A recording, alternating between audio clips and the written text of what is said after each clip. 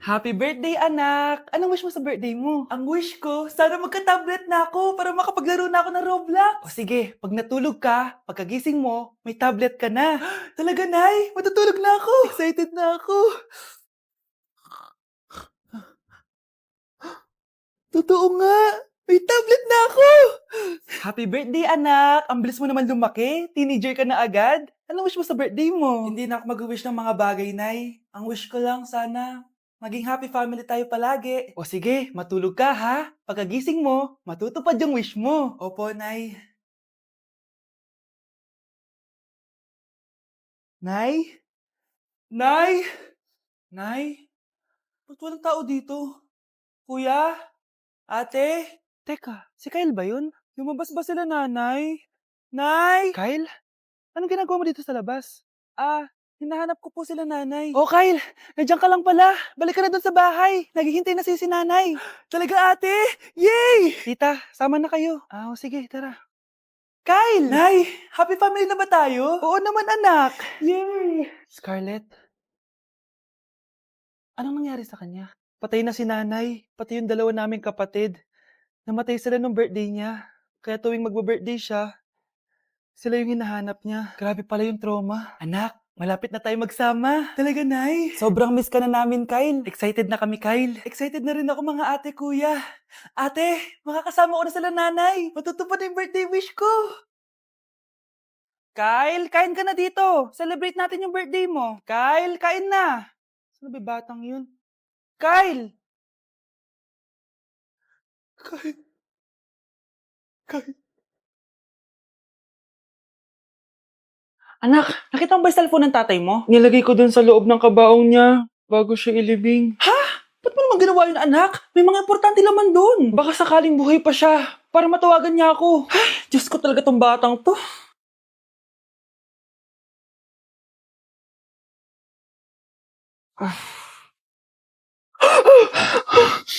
Patawag si tatay.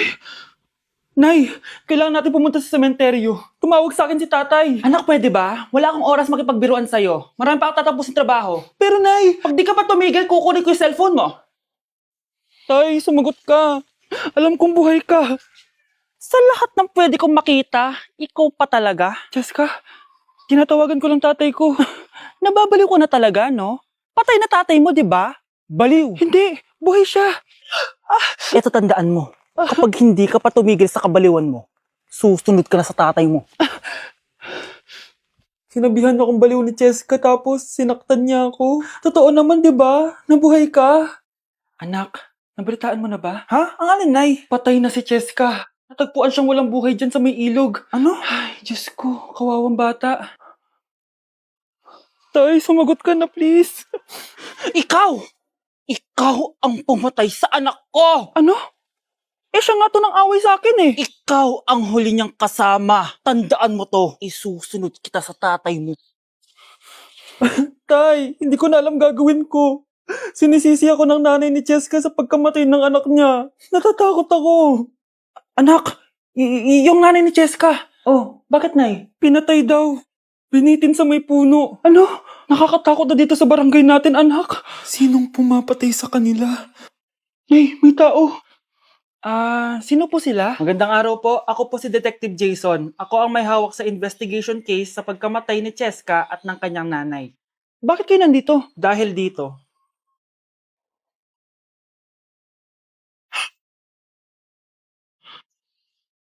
Nay, ikaw pumatay sa kanila? Oo, anak. Narinig ko lahat ng mga sumbong mo sa tatay mo. Cellphone ni tatay. Pinangako ko sa tatay mo bago siya mamatay na poprotektahan kita kahit makapatay man ako ng tao. Sumama ka sa akin, ma'am, para ma-interview ka namin. Tandaan mo to, anak. Kahit nasa kulungan ako, poprotektahan kita. Tumawag ka lang. Delivery po. Anong delivery? Parang wala naman ako in-order, kuya. Nakasulat po dito, Susan. Kayo po ba yun, ma'am? Oo. Sige, baka nakalimutan ko lang. Nay, ano po yan? Cellphone? Di ba mahal to? Opo, Nay. Paano ka nakabili niyan? Siguro nanalo ng raffle si nanay. Nay? Oo, anak. Bakit? Nabalitaan niyo na ba, Nay? Uso yung mga scammer ngayon. Totoo ba? Grabe na talaga ngayon, anak. Sabi sa nakita ko, Nay, nang scam daw siya ng mamahaling cellphone gamit ang credit card ng ibang tao. At ito pa yung malala, Nay, nang scam daw din siya ng pera. Delivery po. May delivery ata, anak. Delivery po. Ikaw na naman, kuya. Susan po ulit, ma'am. Wala naman nga ako in-order. Wala akong magagawa dyan, ma'am. Sa'yo nakapangalan eh. Sige na po, una na ako. Ano na naman laman neto? Pera? Ito ba yung sinasabi ni Scarlett na galing sa scam? Pero bakit sa akin nakapangalan? Anong gagawin ko dito? Hindi naman ako yung scammer. Nay, may naghahanap po sa inyo sa labas. Anak! Sige, pupunta na ako.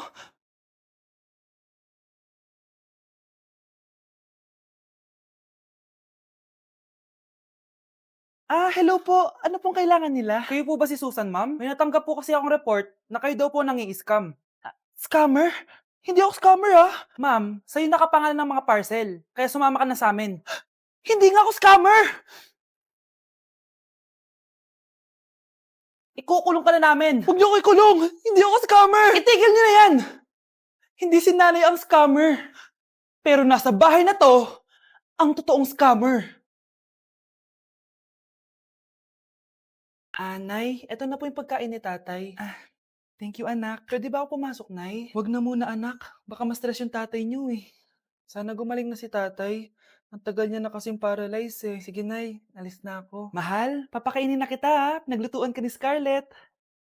Nay, eto na po yung pagkain ni Ano yun, Nay? Ang baho. Ay, anak, mamaya mo na ibigay yan. Papaliguan ko muna yung tatay mo. Nagpupo na naman. Sige, Nay. Tao po, delivery po. Ano po yun? Kay Susan po, importante daw po to. Si nanay. Ako na lang po magbibigay sa kanya. Nay, may nagpapabigay po nito sa inyo. Binasa mo ba to, anak? Hindi po, Nay. Wag mo tong babasahin, sige po, Nay. Mamamalengke lang ako na uulamin natin, Ikaw muna magbantay ng bahay. Ano yun? Bakit sobrang baho naman? Saan nanggagaling yun? Dito sa kwarto nila nanay. Tay, nagpupo ka na naman, no? Yung envelope to, Death certificate? Hindi naman patay si tatay, Hello po. Buti naman po, ma'am. Sinagot niyo na. This is St. Peter's Funeral. Kailan niyo po ipapaimbasa mo yung asawa niyo? Isang linggo na rin po kasi baka bumaho po yung bangkay niya. Anak, alam kong nasa kwarto ka ng tatay mo. Si nanay. Dok, bakit ka meron neto, ha? Bakit may picture ka ng nawawala akong anak? Hindi mo ba talaga ako naaalala? Hindi. Sabihin mo sa akin, buhay pa ba ang anak ko? Umalis ka na. Marami pa akong gagawin. Buhay pa ba ang anak ko? Oo! Buhay na buhay ako! Ako ang anak mo na iniwan mo sa palengke dati! Nagtataka ka? Isa na akong trans ngayon. Alam mo, buti na lang may mabait at mayamang pamilyang kumukup sa akin. Kaya maganda yung naging buhay ko. Tignan mo, naging doktor pa ako. Kaya salamat sa'yo at iniwan mo ko. Anak, hinanap kita. Umasa ako na babalik ka. Hindi na importante yan. Ayaw na kita makita at hindi na kita kailangan. Kaya umalis ka na! Hello po. Kamusta po yung pasyente? Dok, si nanay naman yung nagkasakit. Kamusta na siya? Okay naman. Sa iba ko na lang siya ipapaasikaso, ha? Anak? Anak, please! Bakit anak tawag mo sa kanya, Nay? Sure ka ba na habang buhay ka magagalit sa nanay mo? Nakita ko results niya kanina. Anytime, pwede siya mawala. Magpapahangin lang ako. Nasaan na sila? Hello, nurse? Nasaan yung pasyente dito sa room 214? Anak? Ako ba hanap mo? Nay, akala ko may masamang nangyari na sa'yo. Anak, hindi na kita iiwan. Good news! False alarm lang pala yung nakita namin results sa nanay mo. Ibig sabihin, magiging okay siya. Salamat naman. Nay, ayoko na mawala ka sa akin, ha? Yay! May ate na ako!